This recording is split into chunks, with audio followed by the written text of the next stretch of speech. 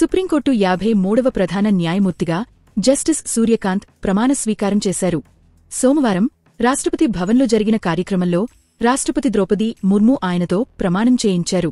2027 ఫిబ్రవరి 9 వరకు ఆయన ఈ పదవిలో కొనసాగనున్నారు.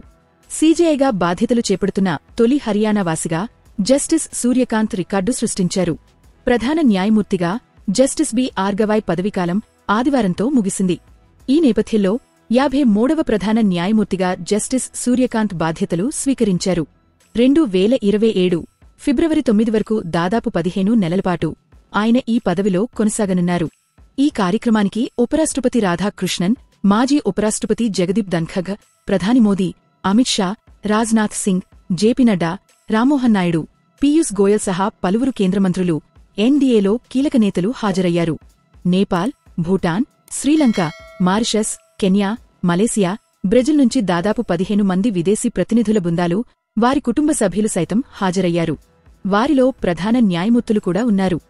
జస్టిస్ సూర్యకాంత్ 1962 ఫిబ్రవరి 10న హర్యానా హిస్సార్ జిల్లాలో జన్మించారు. 1981లో అక్కడి ప్రభుత్వ పోస్ట్ గ్రాడ్యుయేట్ కాలేజీలో గ్రాడ్యుయేషన్ పూర్తి చేశారు. 1984లో రోహ్తక్లోని మహర్షి దయానంద్ యూనివర్సిటీ నుంచి న్యాయశాస్త్ర పట్టా పొందారు. అదే ఏడాది హిస్సార్ జిల్లా కోర్టులో న్యాయవాదిగా సాధన ప్రారంభించిన ఆయన 1985లో పంజాబ్ హర్యానా హైకోర్టుకు మారారు. 2001లో సీనియర్ న్యాయవాది హోదా పొందారు. 2004 జనవరి 9న పంజాబ్ హర్యానా హైకోర్టు న్యాయమూర్తిగా నియమితులయ్యారు.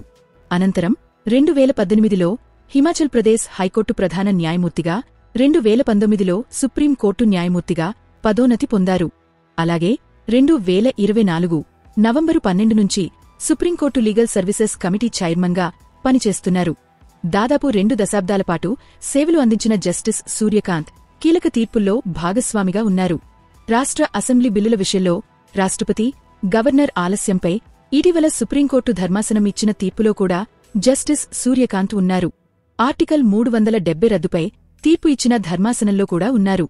బ్రిటిష్ కాలం నాటి దేశద్రోహ చట్టాన్ని నిలిపివేస్తూ ఇచ్చిన తీర్పులో భాగస్వామిగా ఉన్న ఆయన ఈ చట్టం కింద కొత్తగా ఎఫ్ఐఆర్లు నమోదు చేయవద్దని తీర్పులో ఆదేశించారు.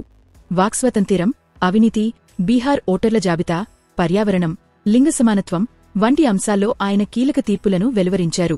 బీహార్లో స్పెషల్ ఇంటెన్సివ్ రివిజన్లో భాగంగా ఈసీ తొలగించిన 65 లక్షల మంది ఓటర్ల వివరాలను వెల్లడించాలని ఆదేశించిన ధర్మాసనంలో జస్టిస్ సూర్యకాంత్ ఉన్నారు.